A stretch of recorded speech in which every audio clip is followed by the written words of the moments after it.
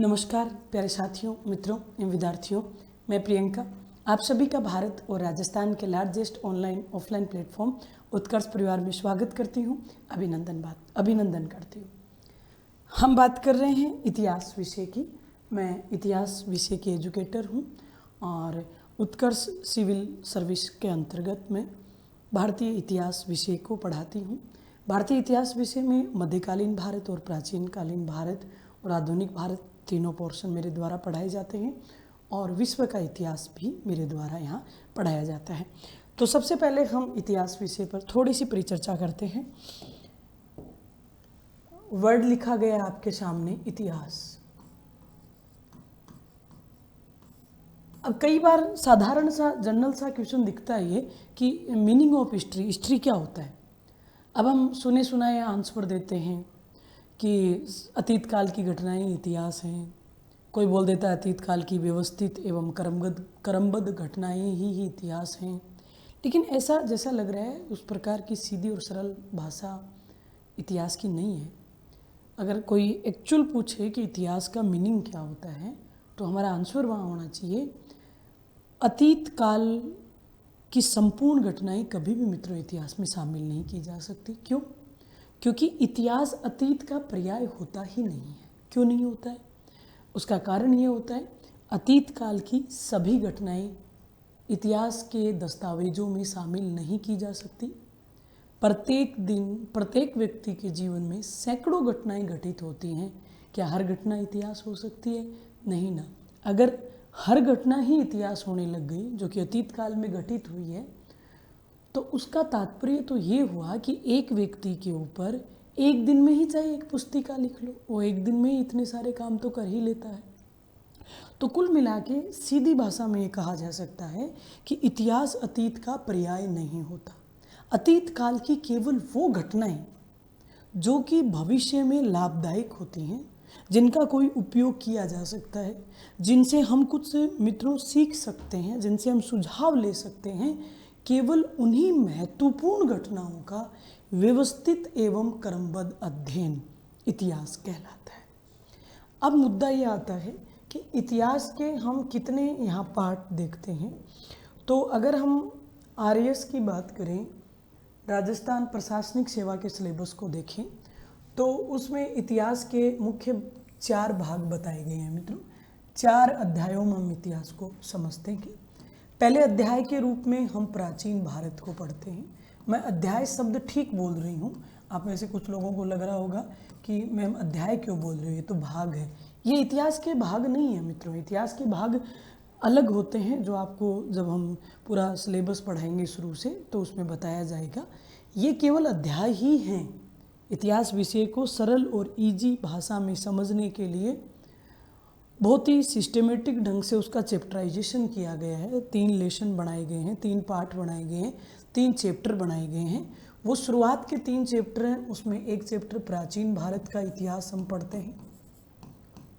दूसरा चैप्टर है वो है मध्यकालीन भारत का इतिहास, मध्यकालीन भारत का इतिहास।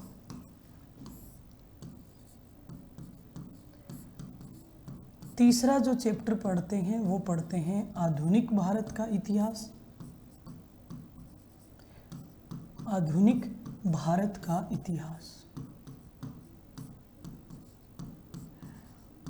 मैंने यहाँ पे एक और पार्टीशन किया है कि ये पार्टीशन क्यों किया है, ये इसलिए किया है कि आपके जो लगभग 70-75 नंबर का जो पहला पेपर में इतिहास का भाग आएगा, जो पहला आपका पेपर है आरएस मेंस एग्जाम का जनरल स्टडी वाला, उसमें पहले पेपर की पहली यूनिट इतिहास है। उस इतिहास में आपकी प्राचीन भारत का इतिहास भी रहेगा, मध्यकालीन भारत का इतिहास भी रहेगा, आधुनिक भारत का इतिहास भी रहेगा और इसके साथ ही साथ आपके विश्व का इतिहास भी पूछा गया है। विश्व का इतिहास, हालांकि बहुत सारे चैप्टर विश्व इतिहास के नहीं डाले गए हैं, लेकिन 7-8 जो मेजर चैप्टर हैं वो इसमें मेंशन किए गए हैं।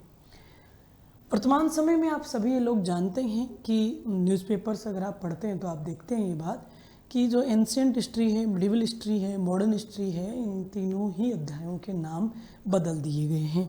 बदलना ज़रूरी भी था क्योंकि ये बात भी सभी विद्यार्थियों को पता है कि इतिहास शायद दुनिया का सबसे अच्छा विषय हो सकता था, लेकिन इस विषय की एक सबसे बड़ी कमी है और वो है इसमें पाए जाने वाले पूर्वाग्रह हैं।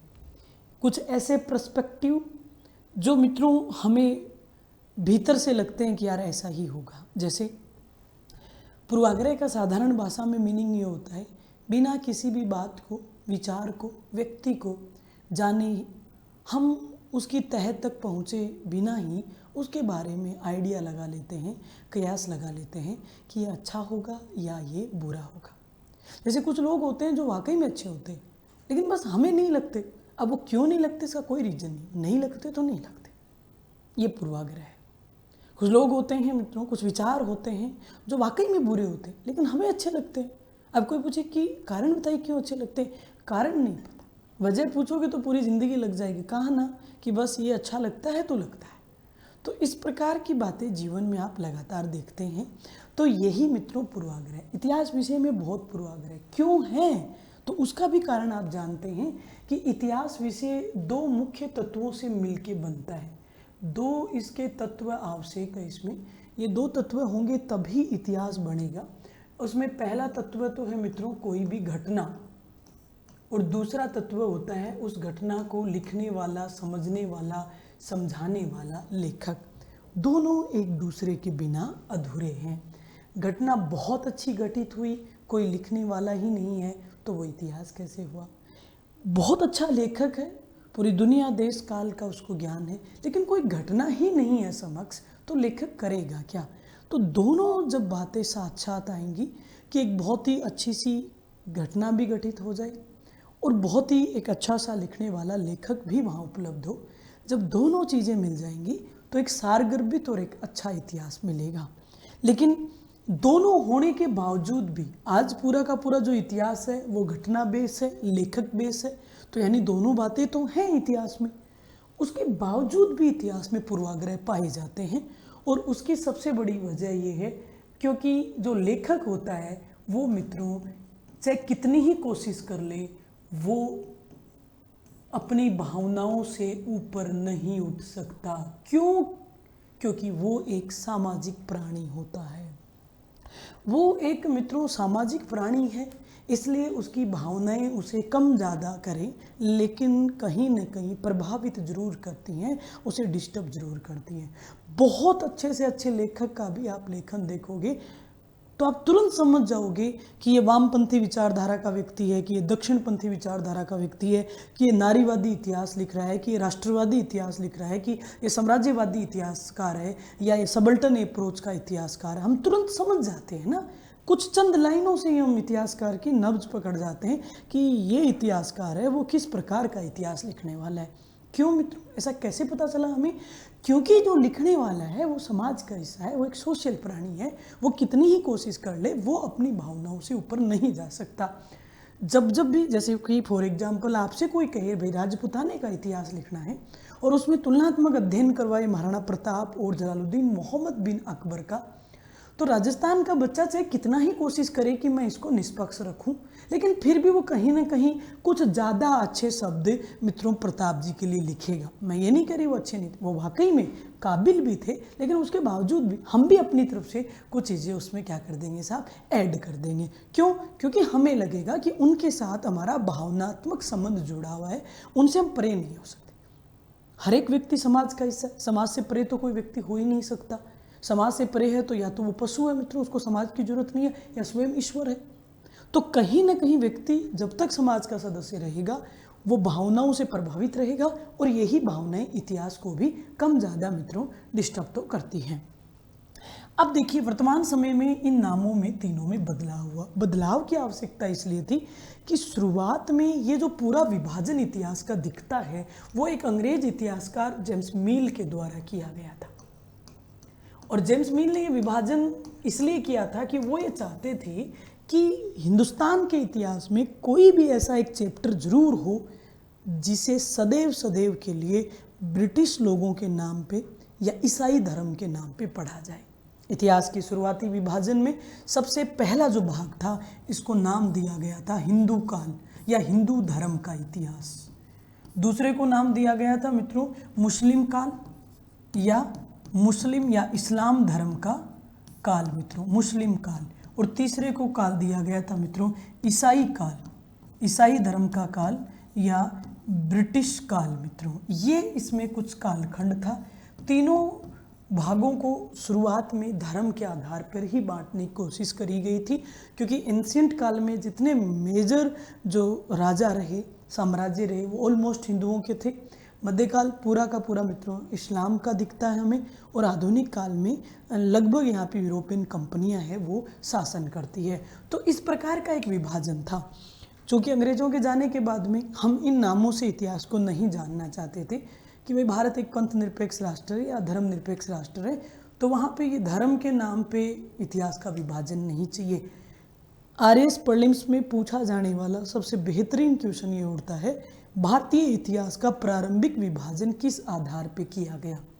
ऑप्शन होते हैं 4, पुरातात्विक स्रोतों के आधार पर, साहित्यिक स्रोतों के आधार पर, उत्खनन से प्राप्त सामग्री के आधार पर, और धर्म के आधार पर। कोई वहाँ तक तो सोच ही नहीं सकता है कि धर्म के आधार पर इतिहास का विभाजन हो सकता है, बल्कि एग्जैक्ट और राइट आंसर यही होता है कि शुरुआत में जो ये विभाजन हुआ ये बिल्कुल सत्य है, धर्म के आधार पर ही किया गया। अंग्रेजों के जाने के बाद में हमने थोड़ा सा इसमें बदलाव करने की कोशिश करी कि हम हिंदू, मुस्लिम या ईसाई के नाम से इतिहास को नहीं जानेंगे। क्योंकि हिंदू भारत में सबसे प्रारंभिक शासक थे, सबसे प्राचीन काल में राज करते थे, इसलिए उस काल को हमने प्राचीन भारत कह दिया। इस्लाम है जो मित्रों भारत में ना तो बहुत पुराने काल में आया था, ना आधुनिक काल में आया था, बीच के काल में आ रहा था, इसलिए उसको हमने मध्यकाल कहा। और अंग्रेज या यूरोपियन कंपनियां हिंदुस्तान में सबसे बाद में आई थी, नए काल में आई थी, इसलिए उसको हमने आधुनिक भारत का इतिहास कहा। इस प्रकार के कुछ विभाजन दिखे। वर्तमान समय में इन तीनों नामों में भी बदलाव किया गया, क्योंकि तीनों ही नामों में कहीं ना कहीं पूर्वाग्रह था।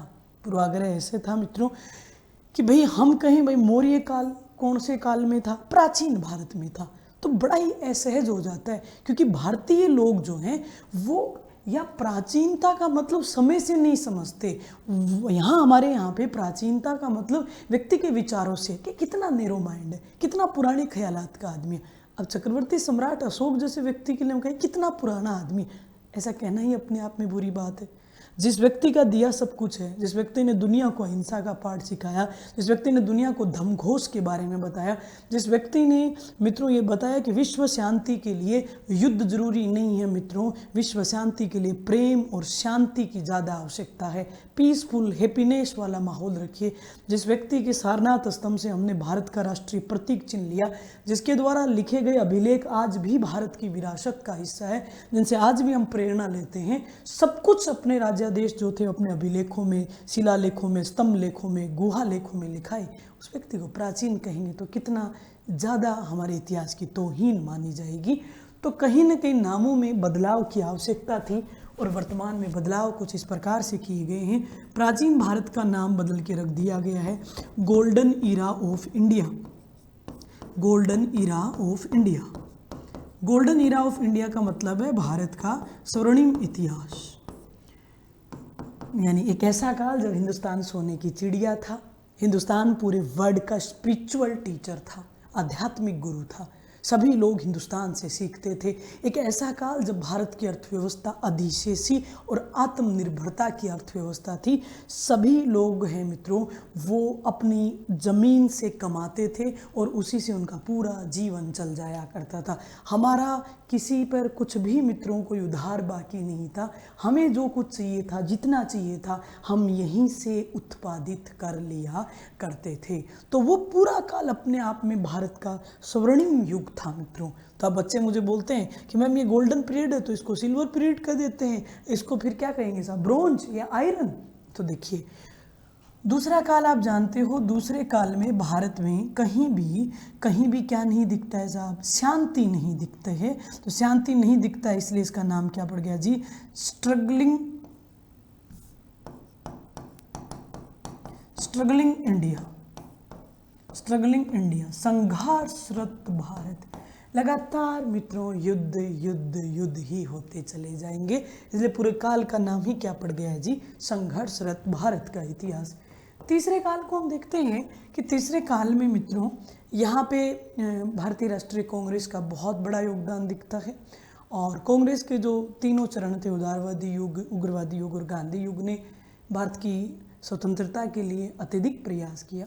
और साथ ही साथ जो रेवोल्यूशनरी मूवमेंट था, क्रांतिकारी राष्ट्रवाद था, उसने भी भारतीय राष्ट्रवाद को एक और कदम आगे बढ़ाने में अपना अमूल्य योगदान दिया। तो इस काल में हम देखते हैं कि जो सबसे महत्वपूर्ण जो व्यक्तित्व दिखता है वो मित्रों हमें दिखता है महात्मा गांधी का। तो उन्हीं को डेडिकेट करते हुए आधुनिक भारत का नाम बदल के क्या कर दिया गया साहब? आधुनिक भारत का नाम बदल के कर दिया गया है बिफोर गांधीयन एवं आफ्टर गांधीयन हिस्ट्री। गांधी से पहले का इतिहास एवं गांधी के बाद का इतिहास। इस बात का तात्पर्य कदापि ये नहीं समझा जाए कि 2 अक्टूबर 1869 से पहले का इतिहास और 2 अक्टूबर 1869 के बाद का इतिहास। नहीं, यहाँ टर्निंग डेट है मित्रों आपकी 9 जनवरी 1915, जब 22 साल के अफ्रीकन प्रवास के बाद महात्मा गांधी हिंदुस्तान लौटते हैं। अब एक और बात कि मैम इसको before Gandhi and after Gandhi नहीं क्यों किया? Before Bhagat Singh, after Bhagat Singh, before बाबा साहब अम्बेडकर, आफ्टर बाबा साहब अम्बेडकर भी तो हो सकता था। तो इस बात का आप तात्पर्य समझिए, एक छोटी सी बात है मेरी यहाँ पे, और वो ये है कि यहाँ जो गांधी शब्द आ रहा है उसका तात्पर्य आप व्यक्ति विशेष से कम लीजिए।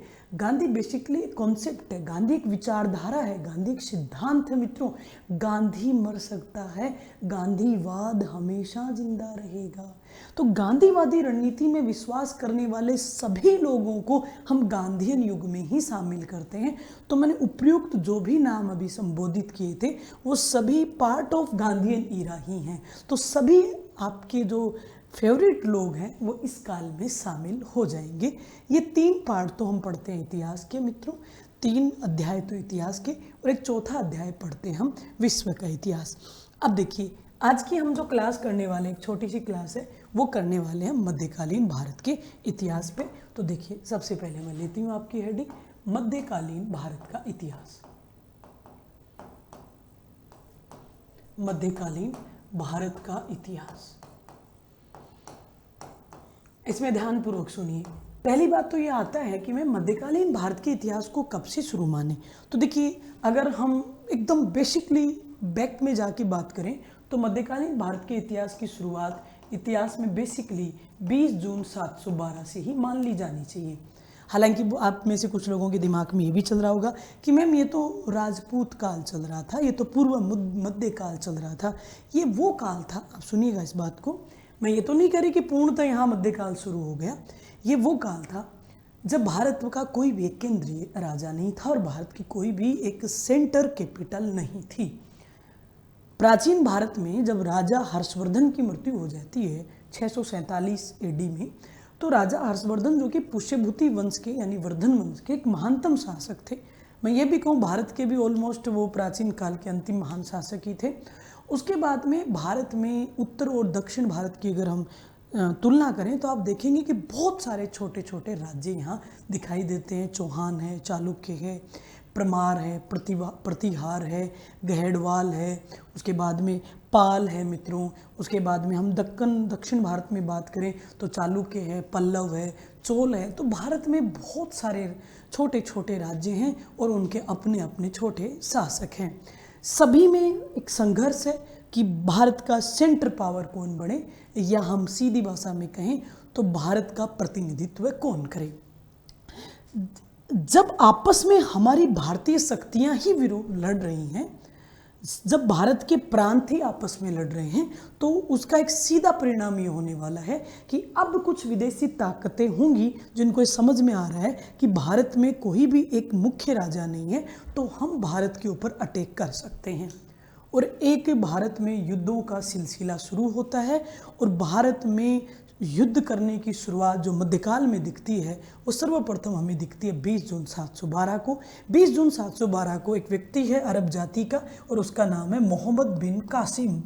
इस मोहम्मद बिन कासिम ने सिंध के ऊपर आक्रमण कर दिया और इस समय सिंध में ब्राह्मण वंश के शासक राज किया करते थे और ब्राह्मण वंश के राजा हुआ करते थे। यहाँ पे दाहिर की यहाँ पे मृत्यु हो गई और दाहिर की जो पत्नी थी उन्होंने मित्रों यहाँ पे जौहर कर लिया। ये मध्यकालीन भारतीय इतिहास में जौहर का पहला साक्ष्य दिखाई देता है और इसी सिंध से सबसे पहले कासिम के द्वारा एक कर भी वसूल किया गया, जो कि कालांतर में बहुत निंदनीय भी रहा और ऑलमोस्ट सभी मुस्लिम राजाओं ने लिया भी।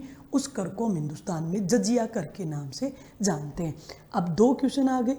मध्यकाल में जौहर का पहला साक्ष्य कहाँ से मिलता है? तो मित्रों सिंध में राजा दाहिर की पत्नी है, उनके द्वारा मित्रों जौहर किया गया है, रानी बाई के द्वारा जौहर किया गया। दूसरा एक क्वेश्चन यहाँ पे आ जाता है कि हिंदुस्तान के संदर्भ में जजिया कर लेने वाला पहला राजा कौन था? तो वो पहला राजा है वो कासिम है मित्रों। और जौहर के बाद में जिन लोगों ने जजिया कर दिया वो पहले लोग सिंध के निवासी थे। तो यहाँ से हम मान लेते हैं कासिम के बाद में जो परंपरा चलेगी मित्रों, कासिम के बाद में भारत पर गजनवी के आक्रमण हुए, गजनवी ने आक्रमण किए, महमूद गजनवी ने। और गजनवी के बाद में हम देखें तो भारत में मोहम्मद गोरी के आक्रमण हुए और गोरी के आक्रमणों के बाद में ही भारत में किसकी स्थापना होती है जी? भारत में स्थापना होती है 24 जून 1206 को दिल्ली सल्तनत की। तो कुल मिला के जो सांकेतिक शुरुआत है वो तो हमें 20 जून 712 को ही देखने को मिल जाती है, लेकिन अगर विधिवत शुरुआत माने हम मध्यकाल की तो विधिवत शुरुआत हम कह सकते हैं यहाँ पे विधिवत शुरुआत हो रही है यहाँ पे हमें 24 जून 1206 को, जब गोरी के एक दास कुतुबुद्दीन ऐबक के द्वारा दिल्ली सल्तनत की स्थापना करी गई थी। तो यहाँ से ये टेंटेटिव शुरुआत हो गई है मित्रों।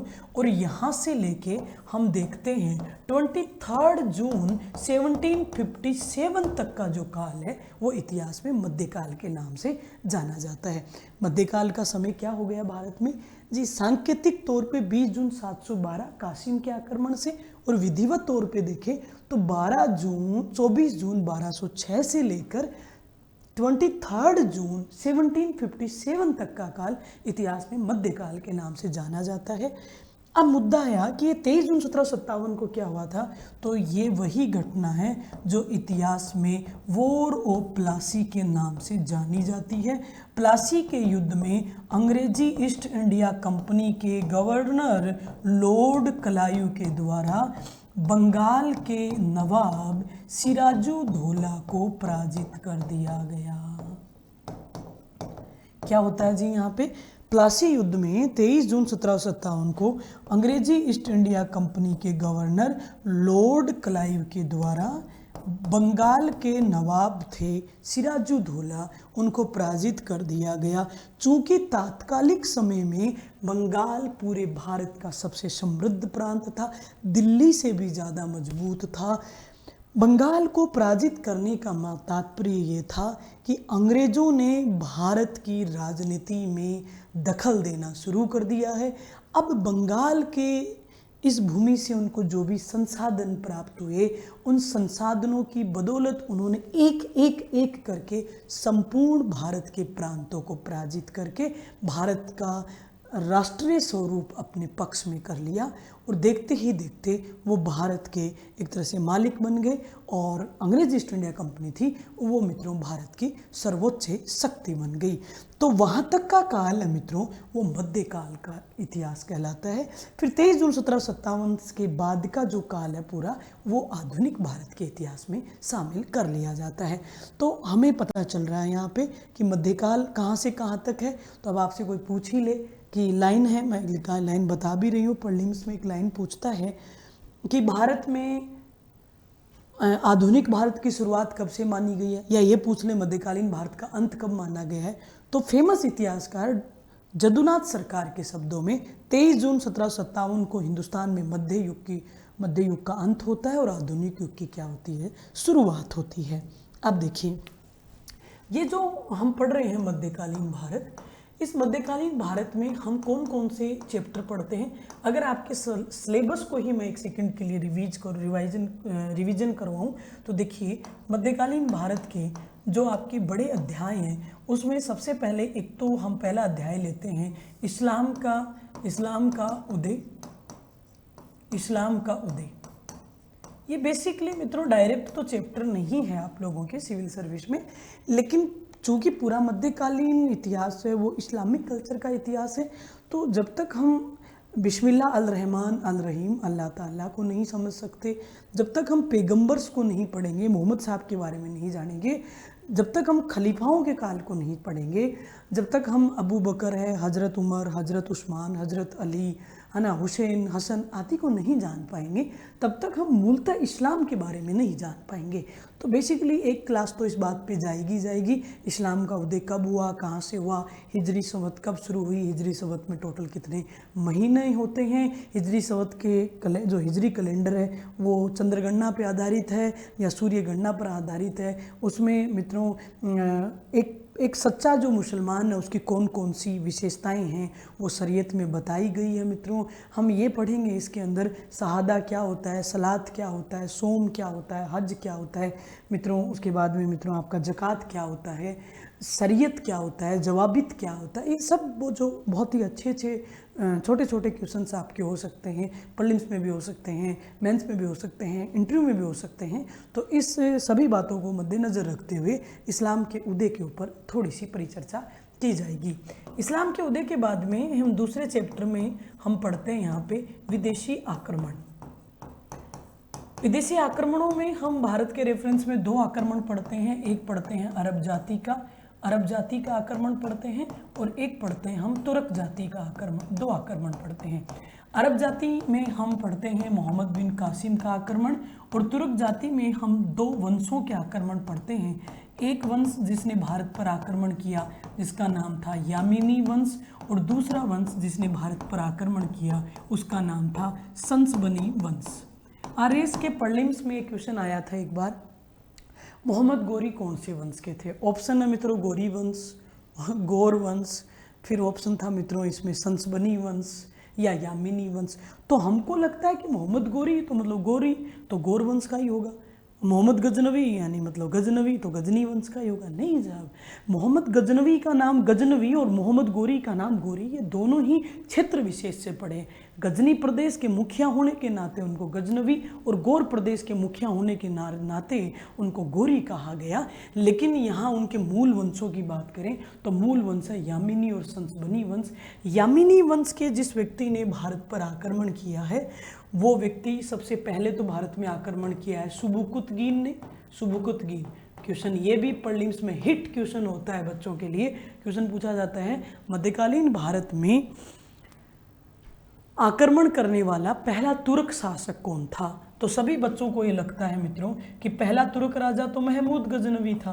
नहीं, महमूद गजनवी से भी पहले हिंदुस्तान पे आक्रमण उनके पिता सुबुकुतगीन ने किया था, फर्स्ट सुबुकुतगीन का। फिर कंटिन्यूसली 17 आक्रमण किए किसने जी? महमूद गजनवी ने।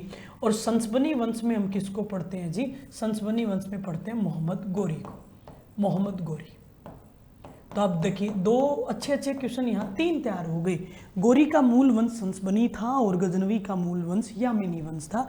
भारत पर आक्रमण करने वाला पहला अरब आक्रांता कासिम था और पहला तुर्क आक्रांता है वो था सुबुकतगीन। ये प्रीलिम्स के बहुत अच्छे सवाल आपको दिख रहे हैं। ये दूसरा चैप्टर पढ़ते हैं। तीसरा चैप्टर हम पढ़ते हैं, तीसरे चैप्टर में हम पढ़ते हैं दिल्ली सल्तनत। दिल्ली सल्तनत को हम 24 जून से शुरू करते हैं। 24 जून 1206 से लेके 21 अप्रैल 1526 war of Panipat first, Panipat के प्रथम युद्ध। इस दिन क्या हुआ था जी? इस दिन हुआ था पानीपत का प्रथम युद्ध, पानीपत का प्रथम युद्ध। तो पानीपत के प्रथम युद्ध तक के काल को हम दिल्ली सल्तनत के इतिहास के अंतर्गत शामिल करते हैं। इस दिल्ली सल्तनत के इतिहास में कुल 5 वंश हुए। कितने वंश हुए जी? दिल्ली सल्तनत के इतिहास में कुल 5 वंश हुए। पहले वंश का नाम था गुलाम वंश, आजकल नाम चेंज हो रहा है इसको कहा जा रहा है मामलुक वंश, इसको दास वंश भी कह देते हैं, इसको हम सेवक वंश भी कह देते हैं। दूसरा वंश था मित्रों खलजी वंश। ये खलजी ही लिखा है, दिमाग से आपके खिलजी बोला जाता है, अलाउद्दीन खिलजी। खिलजी इतिहास में कोई वर्ड नहीं है, कोई डिक्शनरी में नाम ही नहीं है खिलजी, ये वर्ड है खलजी। सही नाम खलजी है जो कि आपके सामने है। गुलाम वंश, खलजी वंश, देन इसके बाद में तुगलक वंश, देन इसके बाद में सैयद वंश, और देन इसके बाद में जो अंतिम वंश आता है उसका नाम है लोधी वंश। ये 5 वंश हमको दिखाई देते हैं। 1206 से लेके 1290 तक गुलाम वंश ने शासन किया, 1290 से लेके 1320 तक खलजी वंश ने शासन किया, 1320 से लेके 1414 तक तुगलक वंश ने शासन किया, 1414 से लेके 1451 तक सैयद वंश ने शासन किया, और 1451 से लेके 21 अप्रैल 1526 तक लोधी वंश के द्वारा भारत पर शासन किया गया। ये हम एक अगला मेजर चैप्टर पढ़ेंगे। लोधी वंश के अंतिम शासक थे इब्राहिम लोधी। इब्राहिम लोधी को एक अन्य तुर्क व्यक्ति ने पराजित कर दिया, और जिस व्यक्ति ने पराजित किया उसका नाम था जहीरुद्दीन मोहम्मद बाबर। और मित्रों, बाबर से जैसे ही इब्राहिम लोधी पराजित हुए, इब्राहिम लोधी की पानीपत के प्रथम युद्ध में युद्ध भूमि में ही मृत्यु हो गई। उनके मरने का तात्पर्य ये था कि दिल्ली सल्तनत का दौर अब समाप्त हुआ और भारत में अब एक अगला अध्याय शुरू हो रहा है। और अगले अध्याय में हम किसको पढ़ेंगे जी? मुगल साम्राज्य को पढ़ेंगे। मुगल साम्राज्य की स्थापना बेसिकली 21 अप्रैल को हो गई है। 21 ये भी एक प्रीलिम्स में और क्वेश्चन आ गया मित्रों।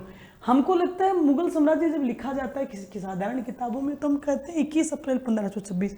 नहीं, मुगल साम्राज्य की स्थापना 21 अप्रैल को नहीं, 21 अप्रैल को पानीपत का युद्ध हुआ है। इस युद्ध के कुछ दिन बाद में यानी 27 अप्रैल को जहीरुद्दीन मोहम्मद बाबर ने काबुल में अपना राज्याभिषेक करवाया। तो दिल्ली के अंतर्गत मुगल साम्राज्य की स्थापना या भारत के संदर्भ में मुगल साम्राज्य की स्थापना 21 अप्रैल से नहीं मानी जाएगी। 21 अप्रैल को युद्ध हुआ है, पानीपत का युद्ध, जिसमें एक राजा की मृत्यु को जरूरी थोड़ी अगला राजा फिर भारत में ही बैठा रहे। उसके बाद में उसने प्लान बनाया मैं यही रहूँगा। उसने 27 अप्रैल को अपना राज्याभिषेक करवाया, और इस 27 अप्रैल को राज्याभिषेक के साथ ही मुगल साम्राज्य की क्या मान ली जाएगी जी? शुरुआत मान ली जाएगी। और यहाँ से लेके मित्रों 1 नवंबर 1858 तक के काल को हम मुगल साम्राज्य में पढ़ते हैं। यहाँ पे भी भयंकर वाले विवाद है। क्यों विवाद है जी? कुछ इतिहासकार और कुछ सामान्य गाइड और जो मैगजीन हम देखते हैं उसमें कहते हैं 1857 तक की मुगल साम्राज्य जिंदा था, क्योंकि 1857 की क्रांति का नेतृत्व करता अंतिम मुगल बादशाह बहादुर शाह जफर द्वितीय ही था, जिसको हुमायूं के मकबरे से निकलसन और हडसन ने गिरफ्तार करके म्यांमार बर्मा भेज दिया था रंगून जेल में। तो यहीं तक मुगल साम्राज्य था। कुछ से किताबें यहाँ तक लिख देती हैं कि 1862 तक मुगल साम्राज्य था, क्योंकि जफर 1862 तक जिंदा थे। सच पूछो तो मुगल साम्राज्य तब तक जिंदा था जब ब्रिटिश महारानी विक्टोरिया का जो घोषणा पत्र जारी हुआ था 2 अगस्त 1858 को, उसको इलाहाबाद यानी आज की भाषा में प्रयागराज के मिंटो पार्क में भारत के गवर्नर जनरल लॉर्ड कैनिंग के द्वारा पढ़ा गया। तो जिस दिन लॉर्ड कैनिंग ने 1 नवंबर 1858 को विक्टोरिया का घोषणा पत्र पढ़ा, उस दिन उन्होंने कहा आज के बाद भारत का कोई मुगल बादशाह नहीं होगा। आज के बाद में भारत का जो शासक है वो ब्रिटेन की क्वीन साम्राज्ञी विक्टोरिया ही होगी। तो यहाँ तक हम मानेंगे ऑफिशियली। अगर एग्जैक्ट डेट पूछें तो मुगल साम्राज्य की स्थापना 27 अप्रैल 1526 टू 1 नवंबर 1858 ही मानी जाएगी। अब आपके तो ये साधारण बातों में तो साधारण पुस्तकों में तो हम दोनों ही नहीं पढ़ते। इस परंपरा में मित्रों बाबर से लेके बहादुर शाह जफर द्वितीय तक 17 बादशाह हुए। कितने बादशाह हुए जी? इस संपूर्ण परंपरा में जहीरुद्दीन मोहम्मद बाबर से लेके जफर तक कुल हमें 17 बादशाह दिखाई देते हैं, जिसमें क्रमशः हम देखें तो बाबर है मित्रों, हुमायूं है, अकबर है, जहांगीर है, शाहजहां, औरंगजेब, बहादुर शाह प्रथम, जहांदार शाह, फर्रुखशियर, रफ़ीउद्दौला, रफ़ीउद्दौला, फिर मोहम्मद शाह रंगीला, फिर अहमद शाह आलमगीर द्वितीय, शाह आलम द्वितीय, अकबर द्वितीय, और 17वें नंबर पे कौन है साहब? बहादुर शाह जफर द्वितीय। उसके बाद में जो अगला चैप्टर हम पढ़ेंगे वो हम पढ़ेंगे मित्रों यहाँ पे मराठा साम्राज्य। मराठा साम्राज्य को भी हम दो भागों में बांट के देखेंगे। पहले भाग में हम पढ़ेंगे छत्रपतियों का काल, छत्रपतियों का काल, जिसमें छत्रपति शिवाजी महाराज, संभाजी महाराज, राजा राम, ताराबाई, साहू आदि छत्रपतियों की बात की जाएगी।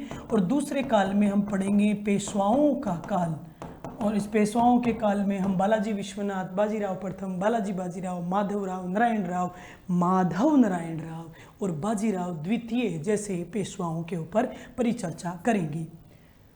मराठा साम्राज्य के बाद में जो अगला आपके लिए महत्वपूर्ण चैप्टर होता है वो होता है 15वीं एवं 16वीं शताब्दी के, 15वीं एवं 16वीं शताब्दी के धार्मिक सुधार आंदोलन, धार्मिक सुधार आंदोलन।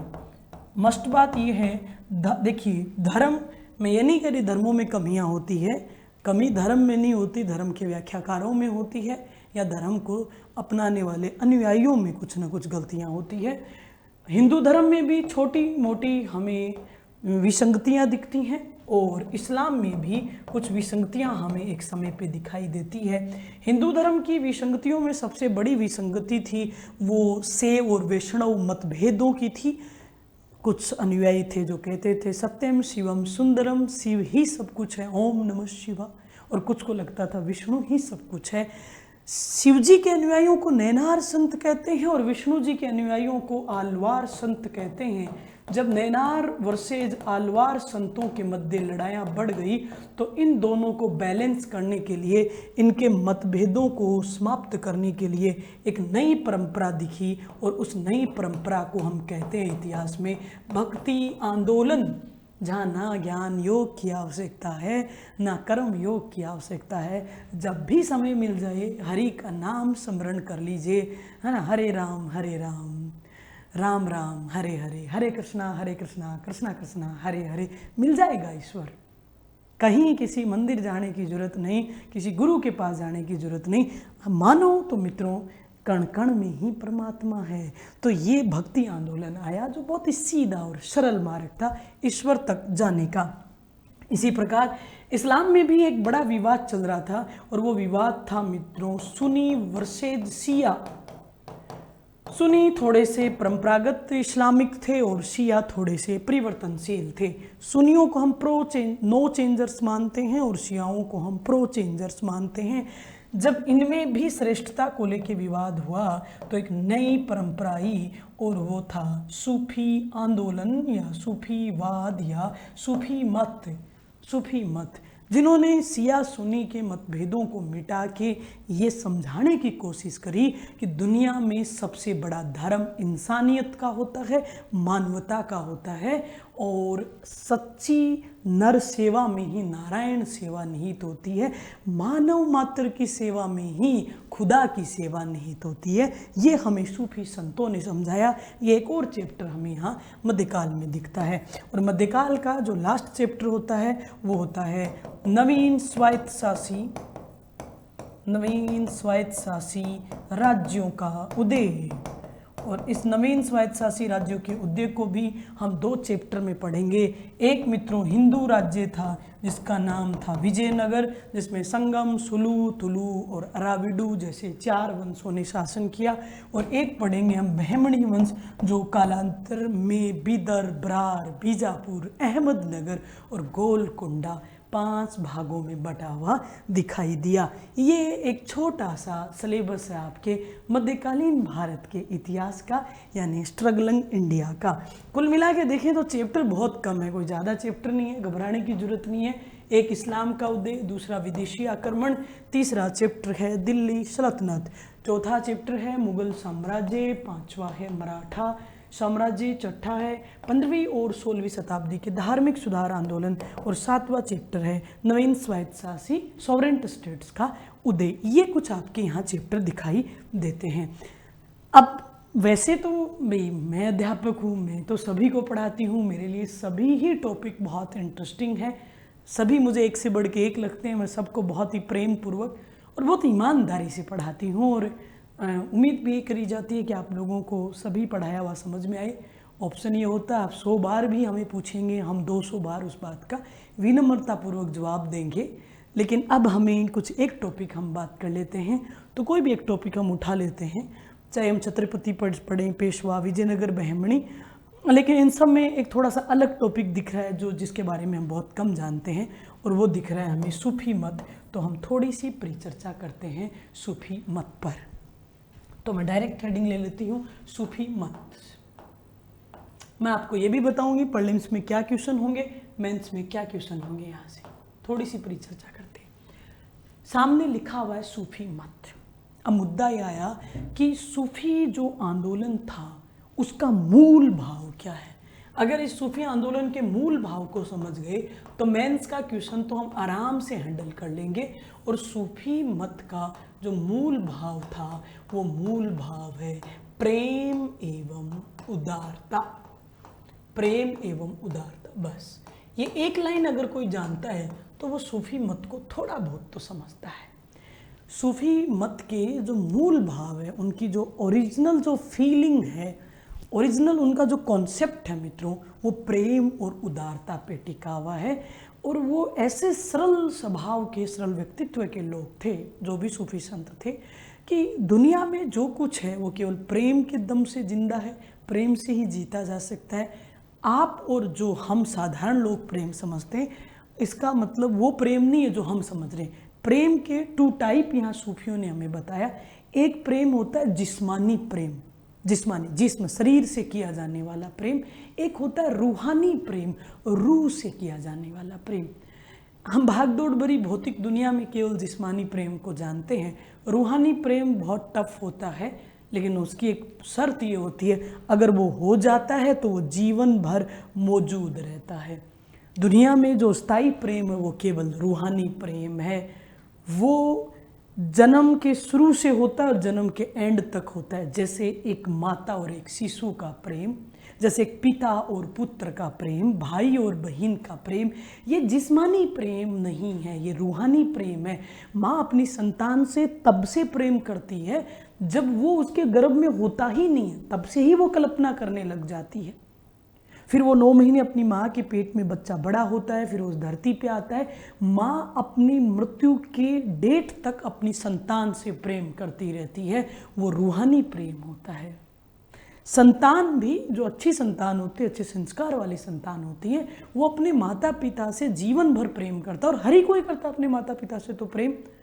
और जो अपने माता पिता से प्रेम करते हैं वो निस्वार्थ होता है। माँ बाप के प्रेम में कहीं कोई छल कपट नहीं होता, वो निस्वार्थ भाव से होता है। संतानें मुंह फेर भी ले तो भी माता पिता अपनी संतान से बेपनाह प्यार करते हैं। यही प्रेम सूफियों का आदर्श था।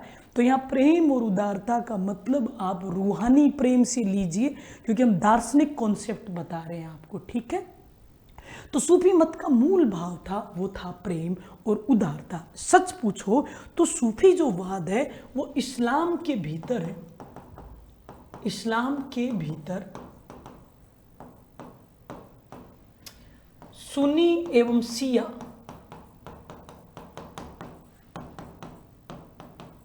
मतभेद, जो इस्लाम के भीतर सुन्नी और जो शियाओं के मध्य जो मतभेद था, उस मतभेदों को कम करने के लिए ही या उनको दूर करने के लिए शुरू हुआ था। इस्लाम के भीतर सुन्नी एवं शिया मतभेद को दूर करना मुख्य लक्ष्य।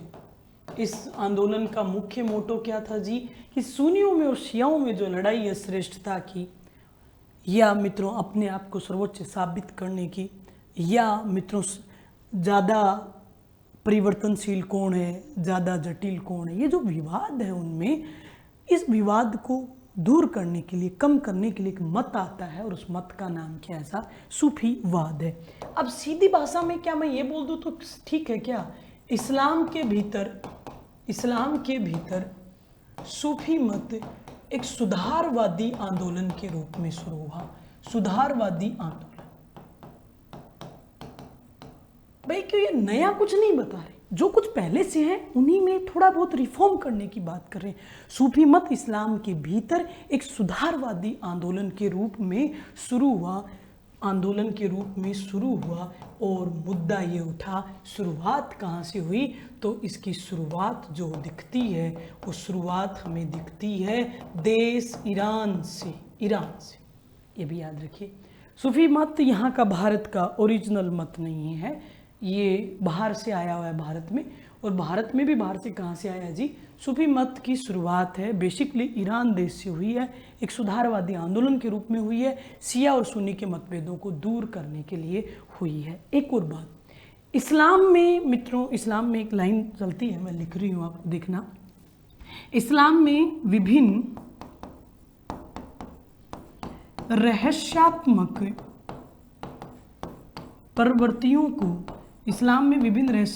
प्रवृत्तियों को तसव्वुफ कहा जाता है। इस्लाम में जो विभिन्न रहस्यात्मक जो प्रवृत्तियां होती हैं, इस्लाम की जो विभिन्न रहस्यात्मक प्रवृत्तियां होती हैं, उन विभिन्न रहस्यात्मक प्रवृत्तियों को ही मित्रों तसव्वुफ कहते हैं। अब क्वेश्चन आता है तसव्वुफ क्या है? तो तसव्वुफ का साधारण अर्थ है रहस्य।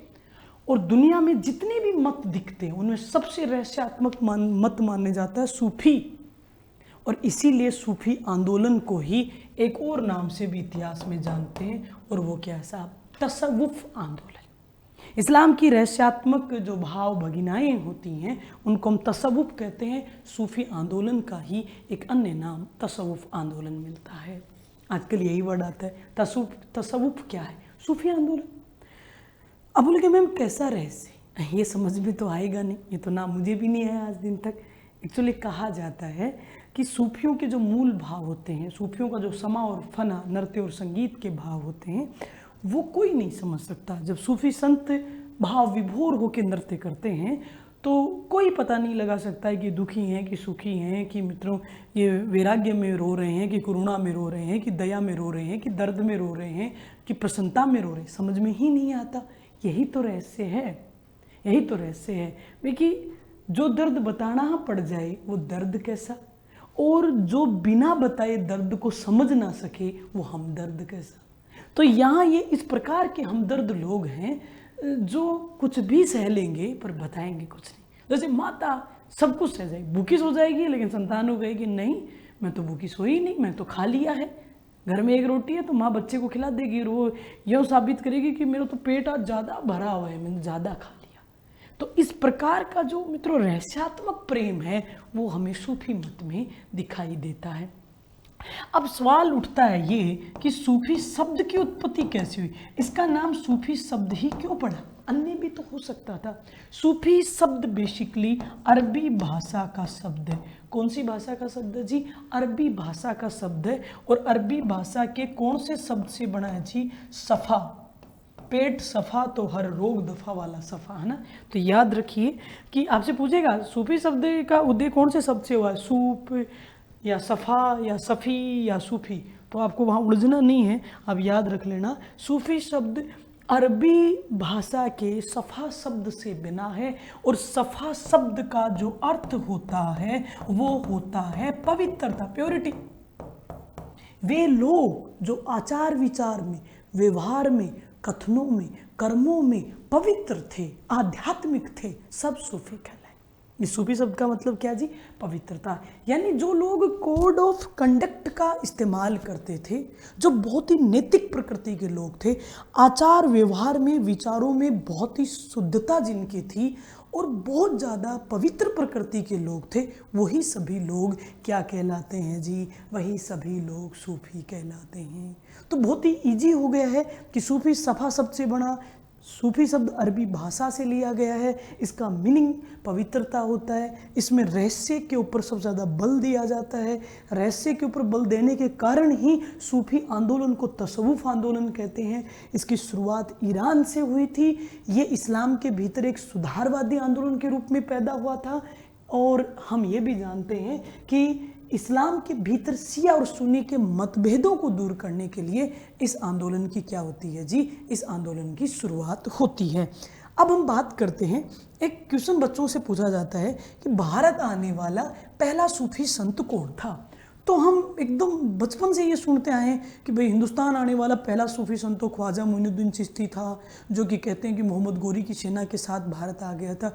नहीं जी, भारत आने वाला पहला सूफी संत है वो ख्वाजा मोइनुद्दीन चिश्ती नहीं है। तो फिर कौन है, चलिए हम देखते हैं इसके बारे में। देखिए आप, भारत आने वाला, याद रखिए भारत, ये एकदम फैक्चुअल लाइन हो गई है, ये प्रीलिम्स में डायरेक्ट पूछता है। भारत आने वाला प्रथम सूफी संत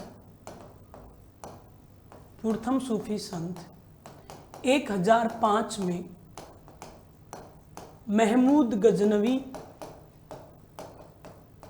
के साथ पंजाब अभियान के समय आया। पंजाब अभियान के समय आया। और उस सूफी संत का नाम क्या था जी, उस सूफी संत का नाम था शेख इस्माइल। आप इस्माइल ना याद रखो तो इस्माइल याद रख लो, मुस्कान। तो पहला सूफी संत जो भारत आया वो मुस्कान था। मुस्कान थी नहीं साहब, थी होती तो लड़की हो जाए, था, ठीक है। तो देखिए, हिंदुस्तान आने वाला पहला सूफी संत ख्वाजा मोइनुद्दीन चिश्ती नहीं है। हिंदुस्तान आने वाला पहला सूफी संत है वो है शेख इस्माइल। और शेख इस्माइल हैं वो 1005 में भारत आए थे। कब आए थे? 1005 में, जब तुर्क आक्रांता महमूद गजनवी ने भारत पर आक्रमण किया था। किसको जीतने के लिए साहब? पंजाब को जीतने के लिए, ठीक है। उसके बाद में देखो, शेख अली बिन उस्मान हुजवेरी, कि मैम इतना बड़ा नाम, ये इतना बड़ा नाम है, मैं इसमें कुछ कर नहीं सकती। शेख अली बिन उस्मान उल हुजवेरी, लो और नाम बड़ा कर देती हूँ, हुजवेरी, ये भारत आने वाला दूसरा सूफी संत है। पहला सूफी संत तो याद कर भी लेते हैं बच्चे इधर उधर से। आजकल प्रीलिम्स में फैक्चुअल सवाल बहुत आने लग गए, ऐसे क्वेश्चन भी आने लग गए हैं, कि ख्वाजा मोइनुद्दीन चिश्ती साहब की मृत्यु कहाँ हुई थी, कब हुई थी। ख्वाजा मोइनुद्दीन जो चिश्ती हैं, उनको जो उनकी दरगाह है अजमेर वाली, उनको अकबर ने कितने गांव दान में दिए थे, है ना। इस प्रकार के भी कुछ क्वेश्चन वर्तमान में पूछे जाने लग गए हैं। तो यहाँ पे हम सीधी भाषा में समझते हैं कि हिंदुस्तान आने वाला पहला सूफी संत है वो मित्रों शेख इस्माइल है, और दूसरा सूफी संत है वो है शेख अली बिन उस्मान उल हुजवेरी। ये दूसरे सूफी संत हैं जो भारत आते हैं। अब जब दूसरा पढ़ लिया तो हम एक तीसरा भी देख लेते हैं कि मैम तीसरा तो अब ख्वाजा मोइनुद्दीन चिश्ती की दरगाह वाले को ले आओ। नहीं साहब, तीसरा सूफी संत कौन है साहब? तीसरा सूफी संत है सैयद अहमद सखी सखर।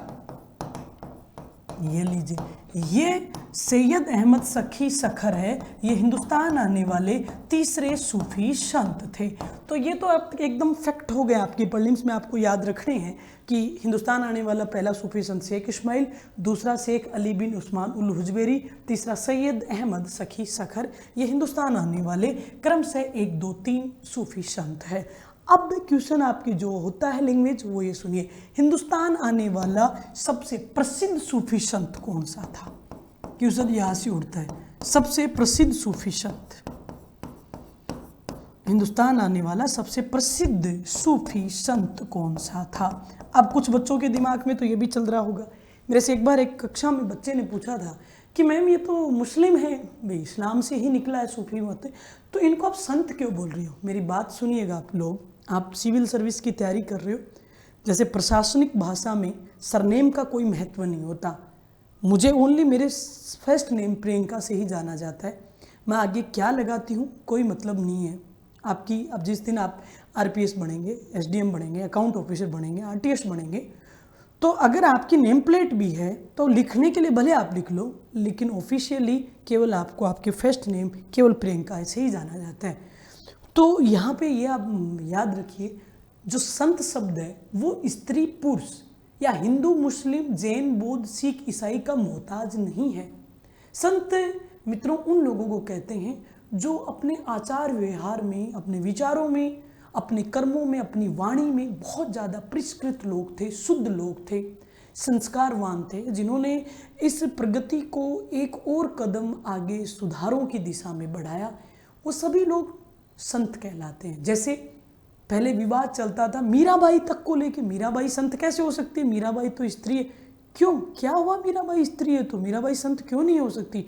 अब वर्तमान में ये चीज़ ठीक करी गई है और अभी 5-7 साल पहले ही मीराबाई को संत का दर्जा मिला है। भाई सूफी परंपराओं में पैदा होने वाली रबिया अगर संत हो सकती है तो राजपुताने में पैदा होने वाली राजस्थान की राधा यानी मीरा संत क्यों नहीं हो सकती? तो संत कोई भी हो सकता है, संत किसी भी जाति वर्ग वंश धर्म का मोहताज नहीं होता। तो यहाँ में जो संत शब्द लिख रही हो तो इससे आप टेंशन में मत आना कि संत क्यों लिखा गया है ना, ये वाकई में संत प्रकृति के लोग थे इसलिए संत कह रही हूँ। तो देखिए सबसे प्रसिद्ध सूफी संत थे, उनका नाम था ख्वाजा मोइनुद्दीन चिश्ती। सबसे प्रसिद्ध सूफी संत, ये शुरुआत के 3 हो गए, सबसे जो प्रसिद्ध है वो है ख्वाजा मोइनुद्दीन चिश्ती। ख्वाजा जो मोइनुद्दीन चिश्ती थे वो भारत आए थे 1192 में। 1192 में क्या हुआ था जी? 1192 में त्राइन का द्वितीय युद्ध हुआ था। पूछते हैं कि ख्वाजा मोइनुद्दीन चिश्ती कौन से युद्ध के समय भारत आए थे, तो त्राइन के 2nd युद्ध के समय भारत आए थे। और ये भी पूछ लेते हैं किसकी सेना के साथ आए थे, तो ये गोरी की सेना के साथ भारत आए थे। ये भी पूछ लेते हैं किसके काल में भारत आए थे, तो काल आप याद रखिए, काल चल रहा था पृथ्वीराज चौहान 3rd का। मैं पृथ्वीराज चौहान 3rd का काल कैसे बता रहे हो? पृथ्वीराज चौहान 3rd तो अजमेर के राजा थे। नहीं, अजमेर के राजा नहीं थे मित्रों, तो फिर कहाँ के थे? अजमेर के तो थे ही थे, साथ में दिल्ली के भी थे। विग्रहराज चतुर्थ, चौहान वंश में विग्रहराज चतुर्थ, जिसको आप बिशलदेव बोलते हो, उन्होंने तोमरों से दिल्ली छीन के तोमरों को चौहानों की राजधानी बना लिया था दूसरी। तो चौहानों की राजधानी अजमेर तो थी ही थी, साथ में दिल्ली भी थी। तो जो दिल्ली का राजा होगा वही भारत का राजा माना जाएगा, क्योंकि दिल्ली ही भारत को रिप्रेजेंट करता है, तो दिल्ली ही भारत का प्रतिनिधित्व कर रहा है उस समय। तो यहाँ पे क्वेश्चन यही उठ रहा है कि ख्वाजा मोइनुद्दीन चिश्ती किसके काल में भारत आए, तो जिस समय वो भारत आए उस समय दिल्ली का राजा पृथ्वीराज चौहान 3rd है, तो भारत का राजा वही माने जाएंगे। और किसकी सेना के साथ भारत आए थे, तो वो गोरी की सेना के साथ भारत आए थे। अब देखिए सूफी आपके मेंस में क्वेश्चन आ जाता है, 10 नंबर में भी पूछ सकता है, इतना सुंदर क्वेश्चन है। और वहाँ डायरेक्ट ये पूछ लेता है सूफियों से संबंधित महत्वपूर्ण शब्दावलियों के बारे में परिचर्चा करिए। भाई सूफियों ने भारत को कुछ फेमस शब्दावलियां दी हैं, सूफियों से संबंधित जो फेमस शब्दावलियां हैं वो हमें बताइए। ये आपके मेंस में भी 10 नंबर में क्वेश्चन हो सकता है कि सूफी मत से संबंधित महत्वपूर्ण शब्दावलियां समझाइए। तो 10 नंबर में आए तो 7-8 शब्दावलियां हमें बतानी पड़ेगी। सूफियों ने भारत को कौन कौन सी शब्दावलियां दी हैं, तो मित्रों सूफियों मैं नाम बता रही हूँ, फिर कक्षा के ब्रेक करेंगे, एक एक लाइन में मैं आपको बोल के बता दूंगी, लिखना अभी संभव नहीं होगा। देखिए एक शब्दावली आई है पीर, और पीर को हम क्या भी बोल देते हैं जी, मुर्शिद। एक शब्दावली है मुरीद, ये सूफियों के द्वारा दी गई शब्दावलियाँ बता रही हूँ।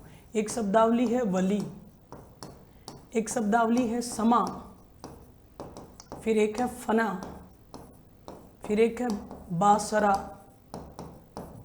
फिर एक है बेसरा, फिर एक शब्दावली हम और देख सकते हैं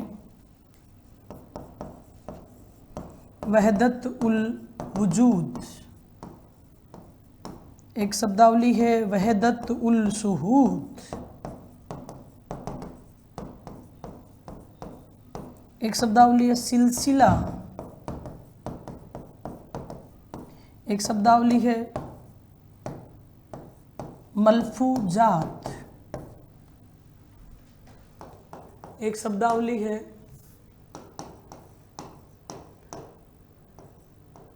मकतूबात, एक शब्दावली है खानका है, एक शब्दावली है विलायत। इस प्रकार की कुछ शब्दावलियाँ हमको इतिहास में दिखाई देती हैं। पीर, मुरीद, वली, शमा, फना, बाशरा, बेशरा, वहदतुल वजूद, शहदतुल शूद, सिलसिला, मलफूजात, मकतूबात, खानका है, या फिर हम शब्द आ गया है विलायत। देखना एक एक वर्ड के लिए। ये मैंने जो कुछ वर्ड लिखे हैं ये सब किनके दिए हुए हैं जी, ये सब सूफियों के द्वारा दिए गए मित्रों शब्द हैं। तो देखते हैं इन शब्दों का मीनिंग क्या है। पीर, हम बोलते हैं पीर बाबा की दरगाह पे जाके आ रहे हैं, तो पीर का मतलब गुरु है। पीर का मतलब यहाँ पे क्या है जी, पीर का मतलब है यहाँ पे गुरु।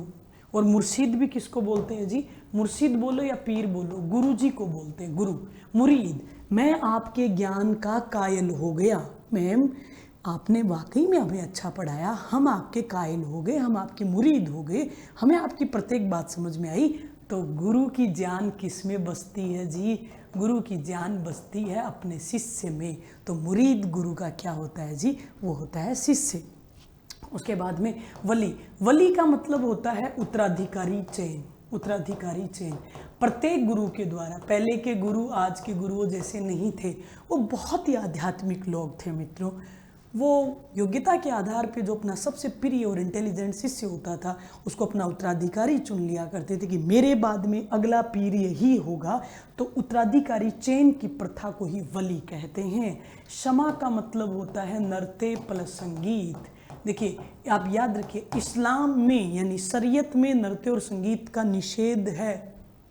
नृत्य और संगीत नहीं है, नृत्य और संगीत को सही नहीं माना गया है, लेकिन सूफी संत भाव विभोर होके गाते हैं और मित्रों नृत्य करते हैं। फना का मतलब होता है किसी के प्रेम में, किसी के प्रेम में, प्रेम में, किसी के प्रेम में। अब किसी का मतलब कोई लड़का लड़की वाला प्रेम नहीं है यहाँ, किसी का मतलब ईश्वर। या सीधा लिख देती हूँ मैं, इतना बात ही क्यों करूँ, सीधा ही लिख देती हूँ मैं ताकि आप ये किसी वाले मैटर में ना हो। जो फना का मतलब होता है प्रेम में न्योछावर हो जाना,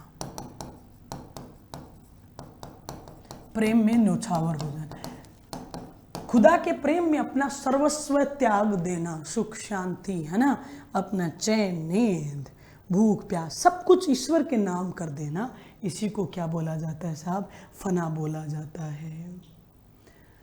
लाइन मुझे याद आती है, लाइन है मित्रों, मंजिलें इंसान के हौसले आजमाती हैं, मंजिलें इंसान के हौसले आजमाती हैं, सपनों के पर्दे आंखों से हटाती है।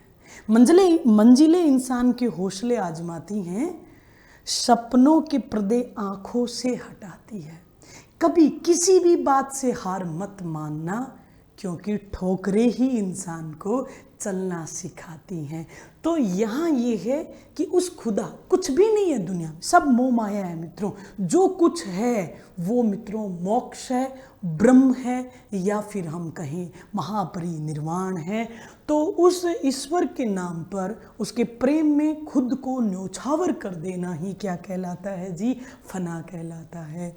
उसके बाद में बासरा, बासरा का मतलब है शरीयत में, बासरा शरीयत बोलते हैं, आगे आएगा आपको बताया जाएगा। इस्लामिक कानूनों को शरीयत कहा जाता है। बासरा शरीयत में विश्वास रखने वाले संत, शरीयत में विश्वास, जो इस्लामिक कानून विधान में विश्वास रखते हैं वो बासरा कहलाते हैं। और बेसरा का मतलब अपोजिट कर दीजिए, शरीयत में विश्वास नहीं रखने वाले लोग, यानी जो घुमक्कड़ मित्रों संत होते हैं, जो एक स्थान से दूसरे स्थान पर यायावार संत की तरह घूमते हैं, वो बेसरा कहलाते हैं। वहदत उल वजूद एक व्यक्ति ने दिया है, आपके पूछता है प्रीलिम्स में वहदत उल वजूद सिद्धांत किसका है, तो ये सिद्धांत दिया है इब्न उल अरबी नामक व्यक्ति ने। और वहदत उल वजूद का मतलब है कि ईश्वर यानी खुदा और जो मानव है, इन दोनों का संबंध जो होता है वो प्रेम प्रेमिका जैसा होता है। प्रेम ईश्वर है, पूरी दुनिया उसकी प्रेमिका है। हर कोई ईश्वर को पाना चाहता है, उसे प्रेम करना चाहता है। तो ईश्वर प्रेम है, पूरी दुनिया में जितने मानव है वो उसकी प्रेमिकाएं हैं। इसी को कहा जाता है वहदतुल वजूद सिद्धांत। ये 2 नंबर में मेंस में उठा के आता, वहदतुल वजूद क्या तो आपको बताना पड़ेगा। सूफी परंपराओं के अंतर्गत इब्न उल अरबी द्वारा प्रतिपादित सिद्धांत, जिसमें ये माना जाता है ईश्वर और मानव का संबंध आपस में प्रेम व प्रेमिका जैसा होता है। बस हो गए 15 शब्द, इसी के साथ ये क्वेश्चन पूरा हो जाएगा। फिर ये भी मेंस में आता है, ये दोनों मेंस के अकॉर्डिंग बहुत अच्छे सवाल हैं, ये दोनों 15-15 वर्ड में मेंस में पूछ लेता है। वहदतुल सुहूद क्या है, तो आपको बताना पड़ेगा शेख अहमद सर हिंदी द्वारा, हिंदी वाले सर है ना, शेख अहमद सर, शेख अहमद सर हिंदी नहीं, कोई नहीं है शेख अहमद सर यहाँ पे, मैं बता रही हूँ, ऐसे याद रखने का तरीका है। हिंदी वाले सर कौन से सर, अहमद सर है ना, तो शेख अहमद सर हिंदी द्वारा प्रतिपादित सिद्धांत जिसमें ये माना गया है ईश्वर और मानव का संबंध है, वो प्रेम प्रेमिका जैसा नहीं होता, वो होता है कैसा जी, मालिक एवं दास जैसा। वो मालिक है, वो परमर्दिकार है, वो सर्वेसर्वा है, वो सब कुछ है, हम सभी उनके चरणों के दास एवं दासिकाएं हैं। वो मालिक हैं मित्रों, हम उसके सेवक हैं। तो ईश्वर मित्रों वो हमारा मालिक, सब कुछ वो ही तो है। जैसे संत मीराबाई, अब बोले मीराबाई कौन सी थी, मीराबाई तो कान्हा से प्रेम करती थी, लेकिन कान्हा से प्रेम मीराबाई है मित्रों, मीराबाई ने सदैव सदैव मित्रों कान्हा के लिए कहा है कि कान्हा को मैं मेरे पति रूप में प्रेम करती हूँ, लेकिन मीराबाई ने कभी नहीं कहा कि मैं कान्हा की पत्नी हूँ। वो कान्हा को अपना पति मानती है, लेकिन वो कभी ये नहीं कहती कि मैं श्री कृष्ण की पत्नी हूँ, वो कहती है मैं श्री कृष्ण के चरणों की दासी हूँ। मोहनी मूर्ति सांवरी सूरती दूजो धन चाहे ना मन कोई, है ना, मोहनी मूर्ति सांवली सूरती नैना बने हैं विशाल मित्रों। तो मीराबाई का प्रेम है वो इस प्रकार का प्रेम है, मालिक और दास वाला, ठीक है। मीराबाई कहती है ना कि मोहनी मूर्ति सांवली सूरती और मेरे तो नैनन में बसे हैं मेरे नंदलाल, नंदलाल यानी श्री कृष्ण, दूजो धन चाहे ना मन कोई, उसके अलावा मुझे कोई धन नहीं चाहिए मित्रों। उसके बाद में आया सिलसिला। सिलसिला का मतलब होता है सूफी परंपराओं में जो सूफी संप्रदाय हैं उन्हीं को सिलसिला कहा जाता है। और आप सबको पता है कि भारत में कितने सिलसिले प्रसिद्ध हुए, हालांकि अबुल फजल ने आईने अकबरी में 14 सिलसिले बताए हैं, लेकिन भारत में 6 ही सिलसिले प्रमाणिक हैं।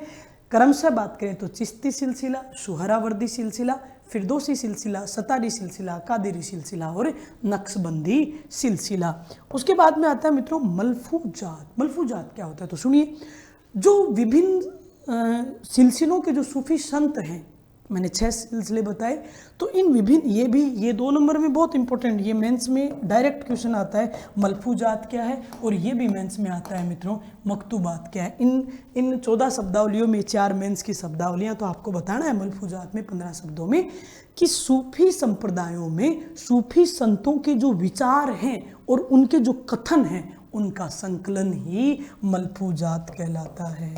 क्या है मलफूजात? सूफी संतों के विचारों एवं कथनों का संकलन, कथनों का संकलन ही क्या कहलाता है जी? कथनों का संकलन ही मलफूजात कहलाता है। मकतूबात, बात का मतलब होता है मित्रों बातचीत करना, तो अंतर कर लेना। मलफूजात क्या है? सूफी संतों के विचारों एवं कथनों का संकलन है। और मकतूबात क्या है? मकतूबात मित्रों विभिन्न परंपराओं के जो सूफी संत हैं, सूफी संतों के पत्रों का संकलन। भाई सूफी, अब आज की तरह कोई टेलीफोन कोई ऑडियो वीडियो तो पॉसिबल था नहीं कि भाई वीडियो कॉल कर लो, ऑडियो कॉल कर लो। आपस में वो लोग पत्रों से बातचीत किया करते थे, कबूतर ऊर्जा वाला, उसको क्या कहा जाता था जी? जो चिट्ठियां हैं, उन चिट्ठियों का कलेक्शन है वो मित्रों मकतूबात कहलाता है। ना कोई चिट्ठी ना कोई संदेश, जाने तुम कौन से देश चले गए, वैसा वाला। खानका मित्रों, खानका सूफियों का क्या होता है जी? सूफियों का निवास स्थान होता है। सूफियों के निवास स्थान को ही खानका कहा जाता है। और विलायत होता है मित्रों ऐसी आध्यात्मिक भूमि, ये भी मेंस में याद रखना। हमको बोलते विलायत तो हमको सोचता है कि विदेश जाने को विलायत कहते हैं। हमारे संदर्भ में तो हम कोई Iraq, Iran, Dubai, Abu Dhabi Doha है तो हम कहते हैं साहब वो विलायत रहता है। तो लेकिन विलायत का एग्जैक्ट अर्थ होता है ऐसी आध्यात्मिक भूमि, ऐसी आध्यात्मिक भूमि जो राज्य नियंत्रण से मुक्त हो। मतलब ऐसी स्पिरिचुअल लैंड जिसमें राज्य को दखल अंदाजी नहीं हो। वहाँ का जो भी रूल रेगुलेशन होंगे वहाँ का वो सूफी संत या पीर बाबा ही तय करेंगे। वहाँ से आने वाले राजस्व को भी राजा नहीं लेगा, वो उसी पीर बाबा के जो लोग हैं उन्हीं के ऊपर खर्च कर दिया जाएगा। जैसे अकबर ने ख्वाजा मोइनुद्दीन चिश्ती की दरगाह को 18 गांव दान में दिए, तो वो विलायत भूमि मानी जाएगी मित्रों। तो अब हमारे बोले में विदेश के संबंध में विलायत शब्द क्यों आता है आपसे पूछे, तो वहाँ आपको बता देना। जैसे इंटरव्यू में पूछा कि भाई विलायत का मतलब, आपसे पहले पूछेगा विलायत क्या होता है, आप बताओगे सर सूफी परंपराओं में ऐसी आध्यात्मिक भूमि जो राज्य के नियंत्रण से मुक्त हुआ करती थी उसको विलायत बोलते थे। तो क्या आज भारत के लोग विदेश जाते हैं तो उसको विलायत क्यों बोलते हैं, तो आपको बताना है कि सर विदेश की भूमि पर भी भारत सरकार के कोई भी नियम नहीं लगते, भारत सरकार के राज्य क्षेत्र से बाहर भारत सरकार के नियम नहीं लगते, तो वो भूमि भी भारत सरकार के राज्य के नियंत्रण से क्या है साहब, मुक्त है, इसलिए उसके लिए भी हम क्या कह देते हैं साहब, विलायत ही कह देते हैं। इस प्रकार ये बहुत बड़ा चैप्टर है, इसमें हम सभी सूफी सिलसिलों को पढ़ेंगे 6 के 6। फिर चिश्ती सिलसिले में जो भी महान महान सूफी संत हुए, ख्वाजा मोइनुद्दीन चिश्ती, शेख हमीमुद्दीन नागौरी, ख्वाजा कुतुबुद्दीन बख्तियार काकी, फिर ख्वाजा कुतुबुद्दीन बख्तियार काकी के बाद में शेख फरीदुद्दीन गज्जे शक्कर, निजामुद्दीन ओलिया, अमीर खुसरो, फिर नासरुद्दीन महमूद चिराग ये दिल्ली, सैयद महमद गेसु दराज, फिर मित्रों बहाउद्दीन गरीब, शेख अब्दुल कुदस, शेख सलीम चिश्ती जैसे बड़े बड़े सूफी संत रहे। ये मैंने जितने शब्द बोले हैं सब चिश्ती सिलसिले के बोले हैं। चिश्ती के अलावा मित्रों सुहरावर्दी, फिरदौसी, सतारी, कादिरी और नक्शबंदी सिलसिले में भी काफ़ी अच्छे अच्छे कुछ सूफी संत दिखाई देंगे।